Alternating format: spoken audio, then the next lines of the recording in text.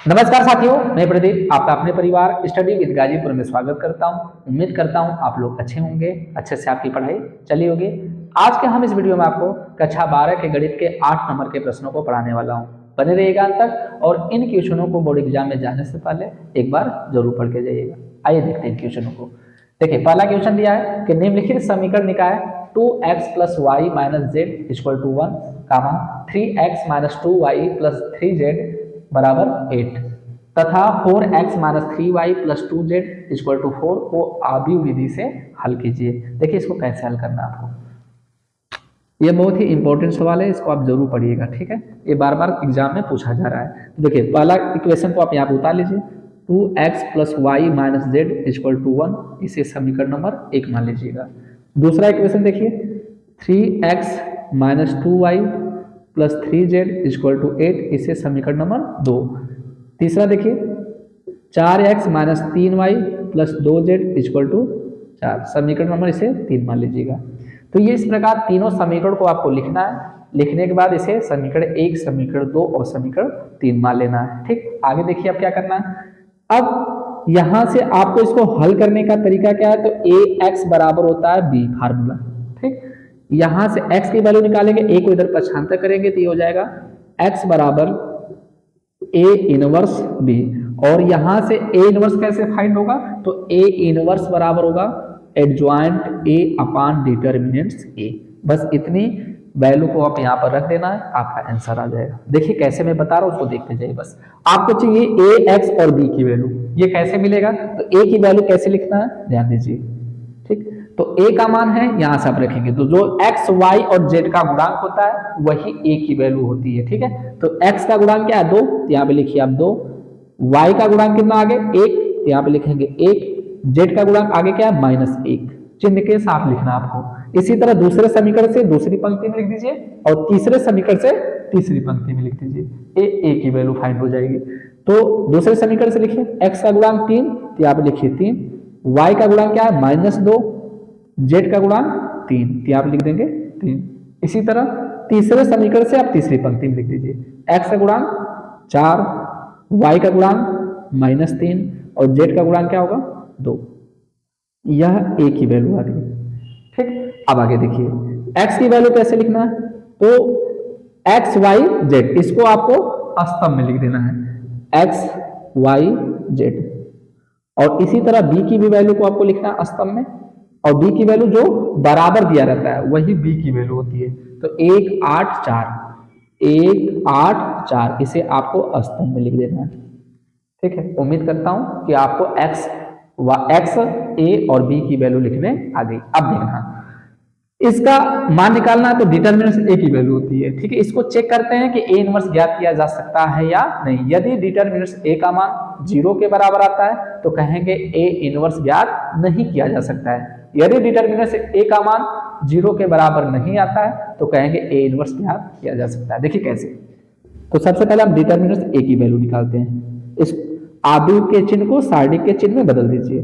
तो 2, 1, -1, 3, -2, 3, 4, -3, 2, बस इसको सारणी के चिन्ह में इस प्रकार लिख देना है। अब बराबर इसे हल कीजिए, तो 2 जिस पंक्ति स्तंभ में, इसको बंद कर लीजिए, इसका क्रॉस मल्टीप्लाई करिए। 2 -2 गुणा 2 में करेंगे कितना आएगा -4, माइनस गुणा जब 3 में करेंगे तो 3 तिहाई 9 होगा, और यह माइनस माइनस क्या हो जाएगा प्लस हो जाएगा।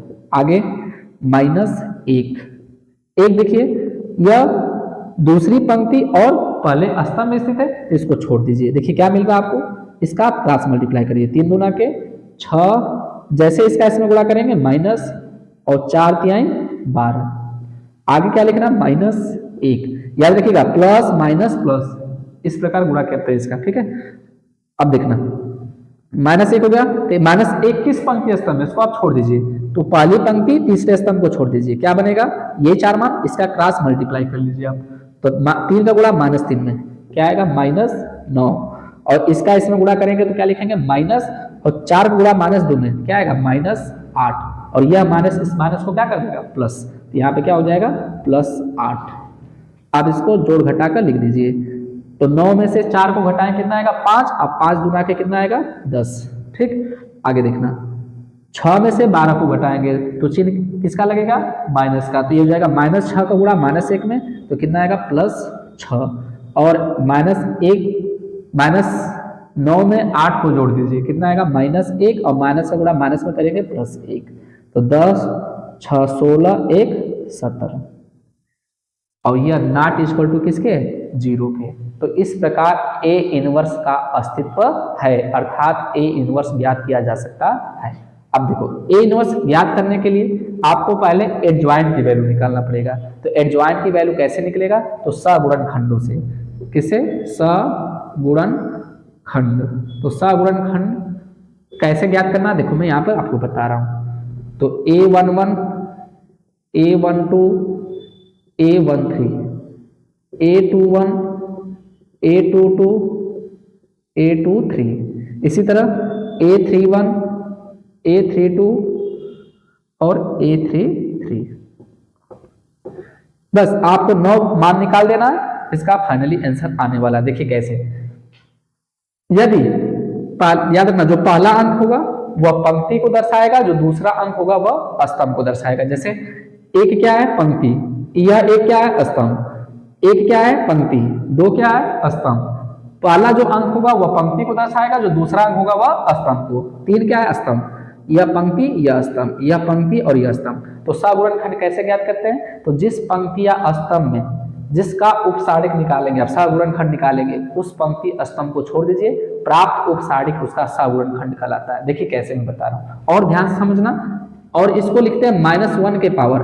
देखिए इन दोनों अंकों को जोड़ने पर यदि यह मान सम संख्या के बराबर है, जैसे 1 में 1 जोड़े क्या आया, 2, यदि यह सम संख्या के बराबर आएगा, ठीक, तो इसका मान आपको प्लस में लिखना है। ठीक, -1 के पावर 2 का मान कितना होता है, प्लस।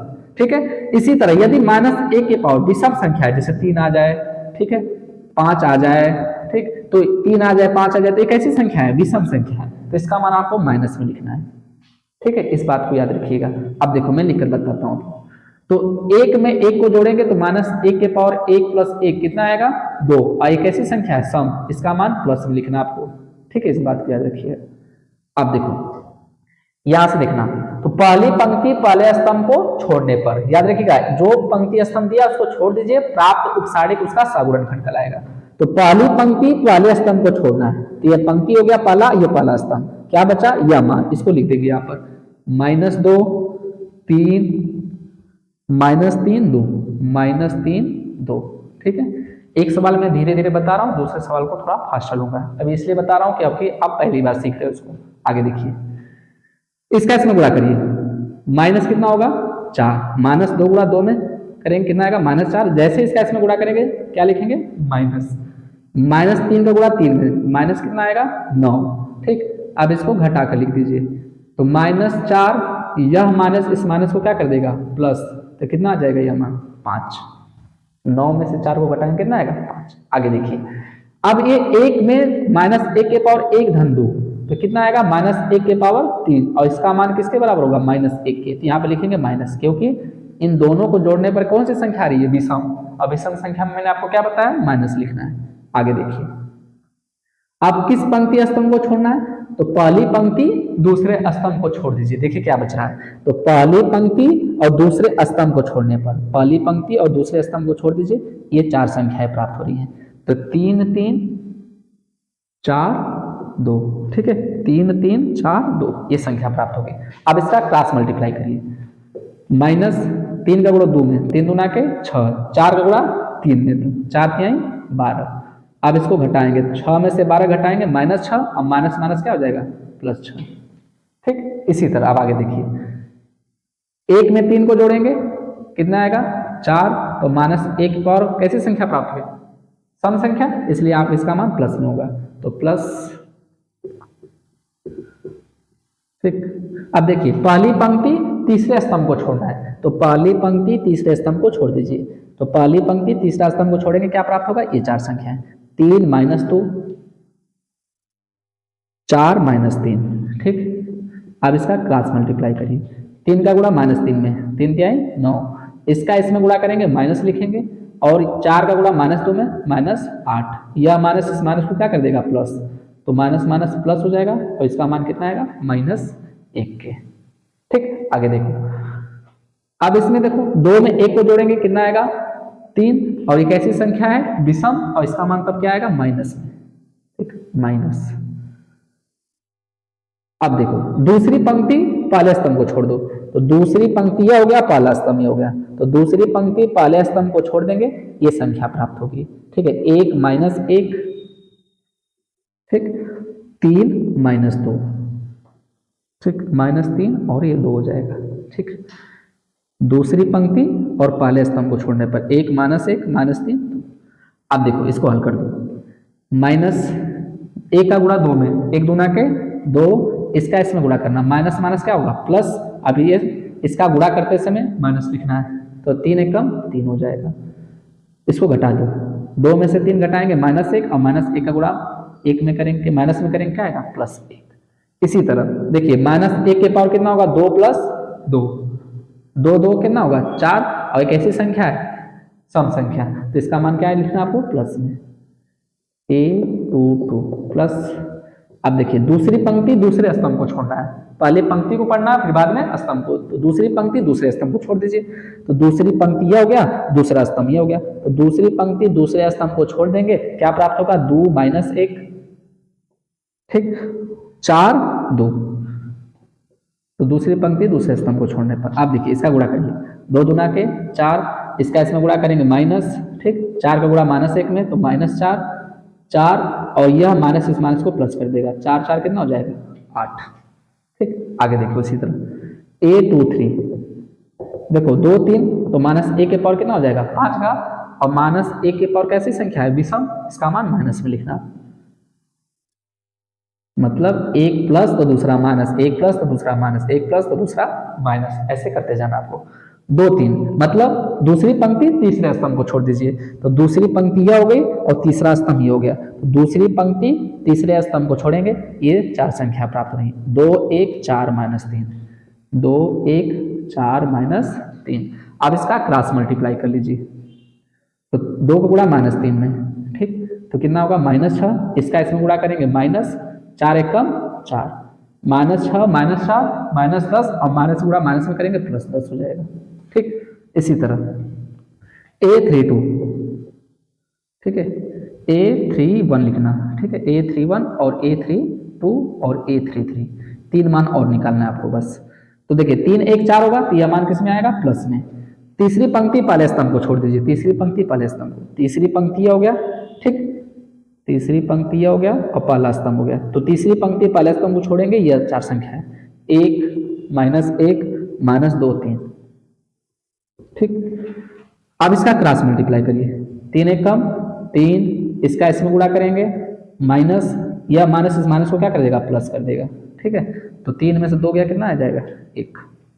A32 देखो 3 2 5, -1 के पावर 5 विषम संख्या, इसका मान माइनस में आएगा। चलो तीसरी पंक्ति दूसरे स्तंभ को छोड़ो, तीसरी पंक्ति यह हो गया, ठीक, और दूसरा स्तंभ ये हो गया, तीसरी पंक्ति दूसरे स्तंभ को छोड़ेंगे, ये 4 संख्याएं प्राप्त होंगी, 2 -1 3 3। ठीक है, आगे देखो इसको हल कर दो अब, 2 गुणा 3 में 2 3 6, 3 का गुणा -1 में, तो माइनस माइनस क्या हो जाएगा प्लस, तो ये माइनस हो जाएगा, 3 का गुणा माइनस में तो -3, तो ये जाएगा -6, या माइनस इस माइनस को प्लस कर देगा, 6 + 3 6 3 9 -9 आ जाएगा। ठीक है, अब देखो 3 3 -1 के पावर कितना 6, एक ऐसी संख्या है सम, इसका मान प्लस में आएगा।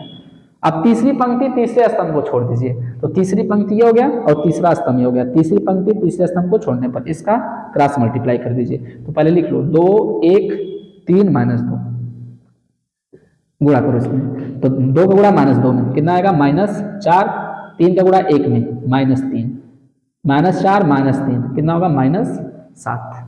ठीक है, तो बस इतना ही आपको मेहनत करना है, ज्यादातर आगे की जो प्रोसेस है वो बहुत ही इजी है, बस इतना मेहनत करके लिख लेंगे, बोर्ड एग्जाम में 8 नंबर पा जाएंगे। देखिए अब इसके आगे कैसे सॉल्व करना आपको, तो ये जो है सगुणनखंड, तो लिखेंगे हम सगुणनखंडों से, सगुणनखंडों से प्राप्त आव्यूह C हो तो, ठीक है, हम मानेंगे कि माना सगुणनखंडों से प्राप्त आव्यूह क्या है C, तो C बराबर लिखना कैसे है, देखो क्रम से लिखते जाएंगे पंक्ति में। 5 लिखिए, 5 6, ठीक, फिर इसके बाद -1, फिर 1, फिर 8, फिर 10, ठीक है। A11 A12 A13 A21 A22 A23 A31 A32 और A33, यही होता है, ठीक है। आगे देखो, A31 कितना आया है 1, और A32 का मान -9 और A33 का मान -7। बस इनको पंक्ति में लिखते जाना आपको, ठीक। अब इसका परिवर्त कर दीजिए, तो C का परिवर्त करने पर, तो परिवर्त का मतलब क्या होता है कि जो पंक्ति होता है वह स्तंभ बन जाता है, जो स्तंभ होता है वह पंक्ति बन जाता है। इसका ट्रांसपोज ज्ञात करने वाले हैं, तो C डैश बराबर, चलिए जो पहली पंक्ति इसको पहले स्तंभ में लिख दीजिए, पंक्ति स्तंभ बना दीजिए। दूसरी पंक्ति को दूसरा स्तंभ बना दीजिए, 1 8 10। तीसरी पंक्ति को तीसरे स्तंभ में लिख दीजिए, 1 -9 -7, और यही कहलाएगा एडजॉइंट ए। यही निकल गया एडजॉइंट ए की वैल्यू। और जैसे एडजॉइंट ए की वैल्यू आपको मिल गया, ए इनवर्स निकाल लीजिए आप। तो ए इनवर्स बराबर क्या होता है formula, adjoint A upon determinants A. तो 1 अपॉन डिटर्मिनेंट्स ए की वैल्यू देखो निकाला आपने 17, तो यहाँ पर रख दीजिए आप 17, ठीक। और एडजॉइंट ए की वैल्यू आपने यहाँ से निकाला, इसको रख दो यहाँ पर आप व्यू में, 5 1 1, ठीक है, 6 8 -9 -1 10 -7। तो ये आपकी वैल्यू किसकी निकल कर आ गई, ए इनवर्स की। निकालना किसकी वैल्यू आपको, तो ध्यान देना यहां से निकलेगा फाइनल आंसर, x बराबर ए इनवर्स इंटू बी से। तो यहाँ पे लिखिए x बराबर ए इनवर्स इंटू बी। तो x बराबर ए इनवर्स का मान देखिए आपने निकाला है, यहाँ पर रख दीजिए 1/17, 5 1 1, 6 8 -9 -1 8 -1 10 -7, और इनटू क्या है बी। बी का मान आप यहां से रख दीजिए, देखिए निकाला है, तो स्तंभ में लिख दीजिए इसको 1 8 4, ठीक है। अब इसका आपस में मल्टीप्लाई करिए, पंक्ति का गुणा किस में करते हैं, स्तंभ में करते हैं। देखिए कैसे, पहली पंक्ति गुणा पहले स्तंभ में कर लो, तो 5 एकम 5, इसका संगतीय होगा 1 का गुणा 8 में, 1 8 8, 1 का गुणा 4 में। जैसे नेक्स्ट गुणा करना प्लस लिखते जाना चिन्ह के साथ, ठीक है। तो 1 चौको 4।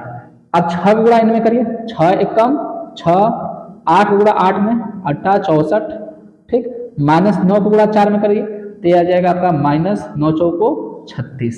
इसी तरह इन तीनों गुणा इन तीनों में कर लीजिए, -1 का गुणा 1 में कितना आएगा -1, 10 गुणा 8 में 10 8 80, और -7 गुणा 4 में 7 चौक 28। अब इसको जोड़ कर लिखिए,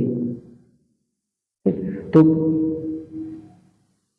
4 8 4 12 और 12 5 17, ठीक है। अब देखो 64 में 6 को जोड़ेंगे कितना आएगा 70, ठीक है, और 30, ठीक। अब इसको जोड़ लीजिए आप, तो ये 80 हो गया और ये -29 हो गया। तो अब 80 में से 29 को घटाएं कितना आएगा 51, यहाँ पे लिख लेंगे 51। अब ये किसकी वैल्यू निकल कर आ गई, x की वैल्यू, ठीक है। आगे देखो, तो x बराबर क्या दिया है, यहाँ पर देख लो आप, x का मान क्या है x y z, तो इस कैपिटल x के स्थान पे लिख दीजिए x y z, और ये किसके बराबर होगा, तो 17 से इन सब में भाग लगा दीजिए। तो 17 से जब इसमें भाग लगाएंगे तो 17 एकम 17, 17 दूना के 34, और 17 तिया 51। तो x की वैल्यू फाइनली क्या आ गई 1, y की वैल्यू 2, और z की वैल्यू 3, ठीक है। तो x y z की वैल्यू क्या आ गई 1 2 3। उम्मीद करता हूं ये क्वेश्चन आपको समझ में आ गया होगा, ठीक है। और मैंने इसको इसलिए धीरे धीरे करके बताया क्योंकि आप पहली बार इसको सीख रहे हो, और अच्छे से सीख लीजिए क्योंकि बोर्ड एग्जाम में ये क्वेश्चन 100% पूछा जाएगा, ठीक है। तो आपको ये तरीके सब मालूम होने चाहिए कैसे लगाया जा रहा है। और एक इंपॉर्टेंट बात कि हमेशा याद रखिएगा x y z 99% क्वेश्चनों का आंसर 1 से 5 के बीच में ही आता है। जो ऐसे सवाल होते हैं ना, इन सभी का आंसर आपका 1 से 5 के बीच में ही पूछा जाता है। यदि 1 से 5 के ऊपर आ रहा है आपका आंसर x y z का, तो आपने कहीं ना कहीं मिस्टेक जरूर किया। सवाल को एक बार मिला लीजिएगा। आपका आंसर सही आया है या गलत, इसको आप इस किसी समीकरण में रख दीजिएगा। एक्स वाई जेड का मान LHS RHS के बराबर आ जाएगा। ठीक है, तो इसका एक स्क्रीनशॉट लीजिए। एक ऐसा एक और सवाल आपको बताता हूँ। ठीक है, लिखो इसे।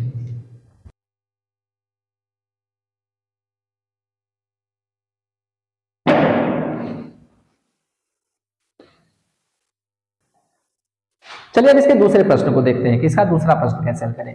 देखिए, दिया है कि निम्नलिखित समीकरण निकाय 3x + y + 2z = 3, -2x + 3y + z = 3 तथा x + 2y + z = 4 को आबी विधि से हल कीजिए। देखिए इसको कैसे हल करेंगे। तो सबसे पहले इन तीनों समीकरण को लिख लीजिए आप। 3x धन y धन 2z = 3 समीकरण नंबर 1, -2x + 3y + z = 3 समीकरण नंबर 2 और x + 2y + z = 4 समीकरण नंबर 3। तो तीन समीकरण इस प्रकार आप बना लीजिएगा। ठीक, अब फार्मूला क्या होता है, ax = b और यहां से x की वैल्यू जब निकालेंगे तो क्या आएगा, a इनवर्स b। और a इनवर्स की वैल्यू कैसे निकालते हैं, तो इसके लिए फार्मूला है a inverse = adjoint a upon determinants a। ठीक, अब a, x और b की वैल्यू इससे लिखेंगे। कैसे लिखेंगे ध्यान दीजिए। तो a बराबर आबू में x y z का जो गुणांक रहेगा उसको यहाँ पर लिख लीजिए। x का गुणांक क्या है 3, y का गुणांक क्या है आगे 1, z का गुणांक 2, x का गुणांक -2, y का गुणांक 3, z का गुणांक 1। इसी तरह तीसरे समीकरण से भी लिख लीजिए। x का गुणांक 1, y का गुणांक 2, z का गुणांक 1। थोड़ा इसको फास्ट लेकर चलेंगे क्योंकि मैंने इसको इसके पीछे आपको धीरे धीरे करके बताया है। वहां से यदि यह नहीं समझ में आएगा तो वहां से पहले वीडियो को देखिएगा अच्छे से, फिर इसके बाद इसको आप अच्छे से लगा लोगे। आगे देखो, b की वैल्यू कैसे लिखेंगे आप, जो बराबर इधर दिया रहता है उसको स्तंभ में लिख दीजिए आप 3 3 4। ठीक है, और x की वैल्यू कैसे लिखना है, x y z को आपको स्तंभ लिखना है x y z। ठीक है, तो a b और x की वैल्यू आपको मिल गई। अब इसके बाद क्या निकालना है आपको, डिटर्मिनेंट a का मान। ये चेक करना है कि a इनवर्स ज्ञात किया जा सकता है या नहीं। तो a डिटर्मिनेंट a बराबर जो आबू का साइन है इसे सारणी के साइन में इस तरह बदल दीजिए, लिख दीजिए इसको 3 1 2 -2 3 1 1 2 1। अब इसे सॉल्व करिए तो 3 जिस पंक्ति स्तर में उसको बंद कर लीजिए। इसके बाद जो बचेगा उसका आपस में गुणा करिए, 3 1 कम 3, इसका गुणा इसमें करेंगे -2 -1, इस स्तंभ और इस पंक्ति को बंद कर लीजिए, इसका इसमें गुणा करेंगे -2, 1 का गुणा 1 में -1। ठीक है, आगे क्या होगा +2। ठीक है, तो इस पंक्ति और इस स्तंभ को बंद कर लीजिए, इसका क्रॉस मल्टीप्लाई करिए, इसका इसमें गुणा करेंगे -2 दूना के 4, 1 का गुणा 3 में -3। तो 3 में से 2 को घटाएं कितना आएगा 1, 1 का गुणा 3 में। ठीक, ये -2 -1 -3 और -3 का गुणा 1 में करेंगे क्या आएगा +3 और यह -4 -3। ठीक है, तो माइनस कितना हो जाएगा 7, 7 दूना के 14, तो हो जाएगा -14। 3 3 6 और 6 में से 14 घटाएं कितना आएगा -8। और ये नॉट इक्वल टू किसके 0 के। ठीक है, इसलिए a इनवर्स क्या कर सकते हैं हम ज्ञात कर सकते हैं। यदि इसकी वैल्यू 0 के बराबर आ जाती तो हम a इनवर्स ज्ञात नहीं कर सकते हैं। अब a इनवर्स को निकालने के लिए आपको किसकी वैल्यू चाहिए, पहले एडजॉइंट a की वैल्यू। तो एडजॉइंट a कैसे निकलेगा, तो देखो सगुणनखंडों से, तो सगुणनखंड। ठीक है, तो देखिए सगुणनखंड कैसे ज्ञात करते हैं, तो मैं यहाँ पर लिखने जा रहा हूँ a11 a12 a13 a21 a22 a23 a31 a32 और a33। ठीक है, अब ये 9 मान निकाल देंगे, हमारा सगुणनखंड प्राप्त हो जाएगा। देखिए कैसे, तो मैंने कहा था ना पहले पंक्ति होता है फिर स्तंभ होता है और इसका योग -1 के पावर +1 + 1, इसका क्या करेंगे -1 के पावर 1 + 2, इसका मान क्या करेंगे -1 के पावर 1 + 3।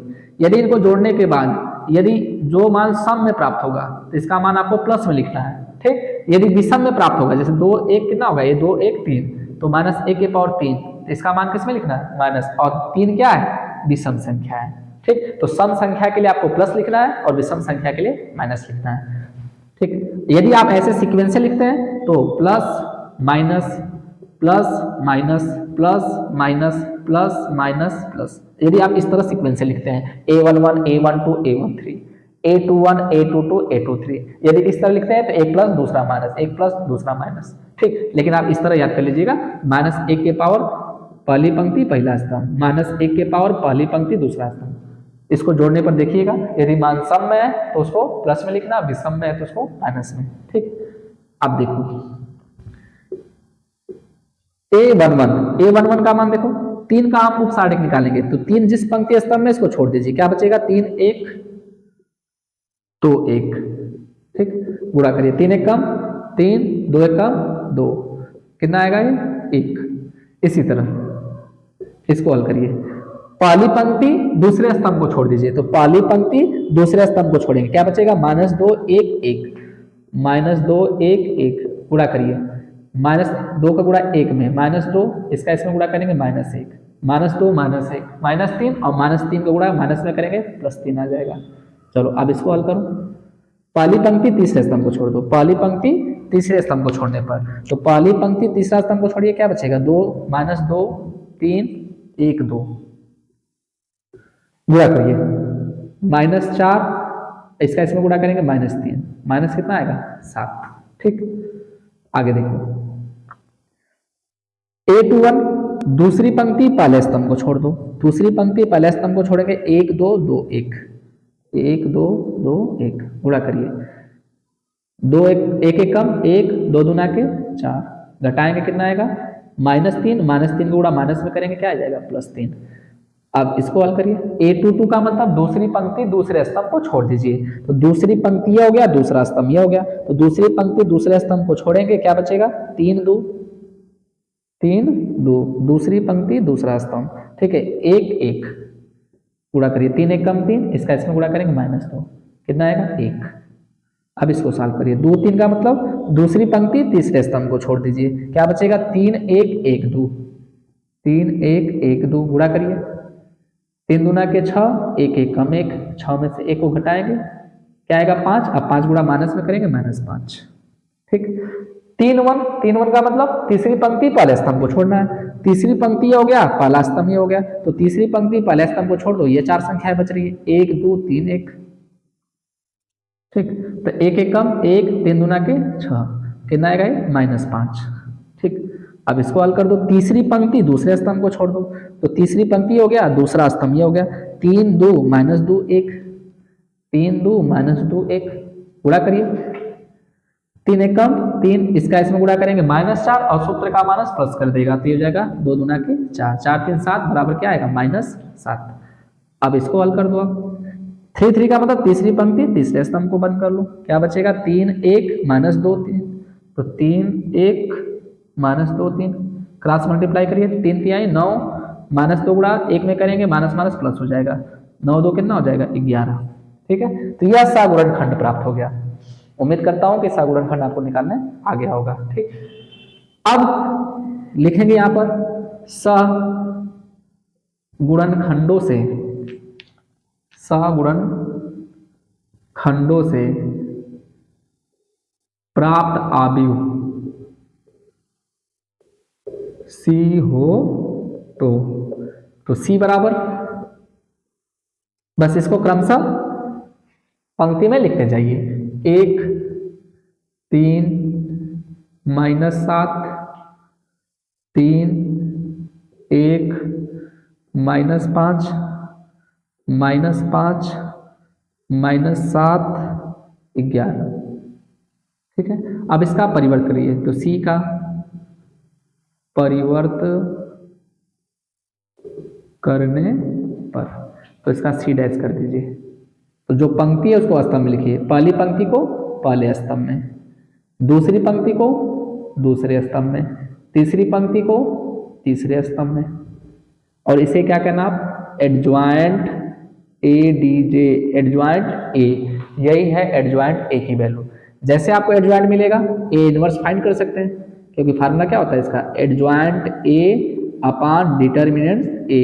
तो एडजॉइंट A की वैल्यू देखो आपने निकाला, और डिटर्मिनेंट A की वैल्यू यहाँ से देखो -8 है, तो यहाँ पे लिखेंगे 1 बटा के -8, और एडजॉइंट ए की वैल्यू यहाँ से रख दीजिए आप 1 3 -5 3 1 -7 -7 -5 11।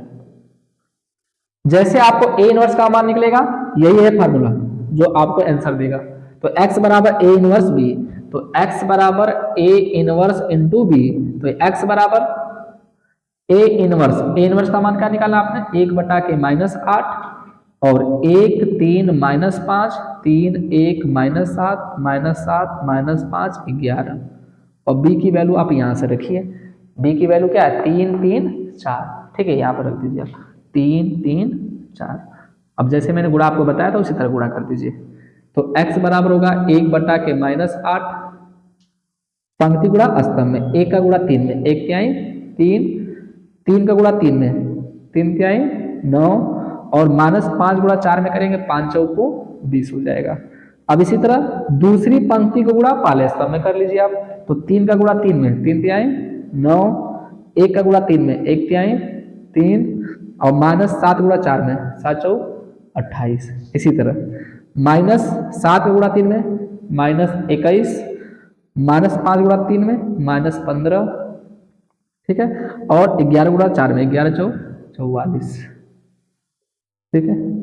तो x बराबर हो जाएगा 1 बटा के -8, ठीक, 9 3 12 और 12 20 में से 12 घटाएं कितना आएगा -8, ठीक है, 9 3 12 और 28 में से 12 घटाएंगे कितना आएगा -16, ठीक है, और ये -21 हो गया है -15, 5 1 6 और 2 1 3, तो ये हो जाएगा -36 और 44 में से 36 को घटाएंगे कितना आ जाएगा -8, ठीक है, ये भी मतलब ये +8 आ जाएगा, ठीक। अब देखो x का मान आप यहां पर रख दीजिए, भाग लगा दो इसमें, तो x बराबर क्या आएगा -1 माइनस माइनस प्लस हो जाएगा, ठीक है, और इसमें भाग लगाएंगे तो हो जाएगा 8 दूना के 16, 8 1 कम -1 हो जाएगा। तो x का मान x y z, x की वैल्यू क्या होगी x y z, तो 1 2 -1, तो x बराबर 1 y बराबर 2 और z बराबर -1, ठीक है। तो x y z की वैल्यू निकल कर आ जाएगी इस प्रकार। उम्मीद करता हूं कि ये दोनों सवाल आपको समझ में आ गए होंगे, ठीक है। और यह वीडियो आपको कैसा लगा नीचे कमेंट करके जरूर बताइएगा, ठीक है। और ऐसी वीडियो को देखने के लिए चैनल को सब्सक्राइब करना ना भूलें। मिलेंगे अब इसके नेक्स्ट इंपॉर्टेंट वीडियो में, तब तक के लिए धन्यवाद। इसका एक स्क्रीनशॉट ले लीजिए।